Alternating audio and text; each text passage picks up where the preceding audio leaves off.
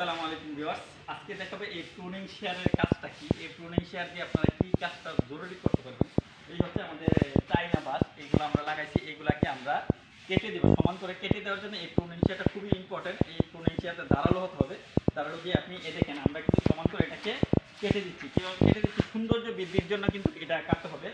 দেখেন আমরা এটা কিন্তু কেটে দিচ্ছি। আমরা কিন্তু এটা যেহেতু সমান না, অসমান গাছগুলা ছোটো বড়ো, তাহলে এই যে গাছগুলাকে আমরা একটু সমান করার জন্য, একটু সৌন্দর্য বৃদ্ধি করার জন্য কিন্তু আমরা গাছগুলাকে প্রুনিং শেয়ার করে দিচ্ছি, প্রুনিং করে দিচ্ছি, ছেটে দিচ্ছি আর কি। যখন এটা আপনার নতুন করে পাতা দিবে তখন কিন্তু আবার সমান হয়ে যাবে। দেখেন আমরা কিন্তু চতুর দিয়ে কিন্তু সমান করে এটাকে কেটে দিচ্ছি। এই যে এইগুলা একটু সমান করে দেবেন যাতে করে সৌন্দর্যটা বৃদ্ধি পায়। আমরা অলরেডি অনেকগুলো কেটেছি আপনাদের দেখানোর উদ্দেশ্যে। এটা কিন্তু এখন চায়নারা কিন্তু কাটার মেশিন আছে, সহজে কিন্তু কাটা যায়। আমাদের বাংলাদেশে তো ওইরকম না, এরকম মেশিন নেই। আমরা হাতেই প্রুনিং শেয়ার দিয়ে আমরা এগুলোকে সমান করে কেটে নিচ্ছি। একটু পরিশ্রম করলে কিন্তু সমান হয়ে যায়।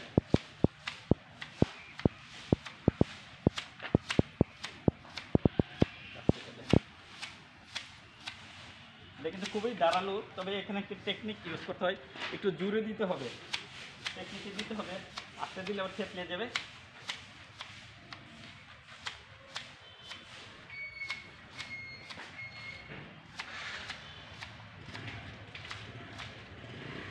দেখেন আমি সাইডগুলোকে কেটে দিচ্ছি।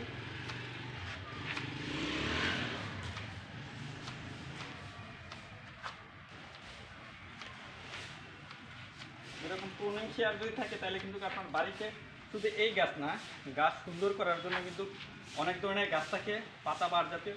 এই গাছগুলো দিয়ে কিন্তু আপনি এগুলোকে সুন্দর করতে পারবেন। এখানে আমিও সুন্দর করে দিচ্ছি এগুলাকে। এখন এইগুলা কাটবো।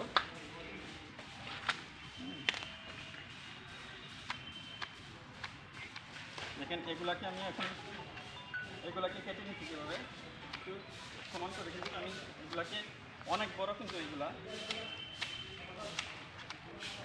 সমান করার উদ্দেশ্যে কিন্তু আমি এগুলোকে কেটে দিচ্ছি। এখন এটার সাথে সামঞ্জস্য করে কিন্তু আমরা কেটে দিব। টমেটো কাটার পরে দেখবেন এটা অনেক সুন্দর হয়ে গেছে।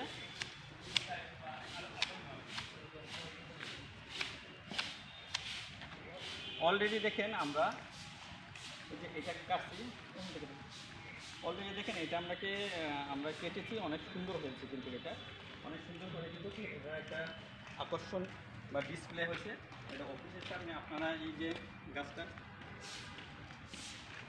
গাছটা কিন্তু চায়না বাঁশ। এটা কিন্তু আপনারা অফিসের সামনে এবং বারান্দায় বা আপনার রাস্তার পাশে যদি লাগান অনেক সুন্দর হবে। এই চায়না বাঁশটা কিন্তু খুবই সহজে হয়।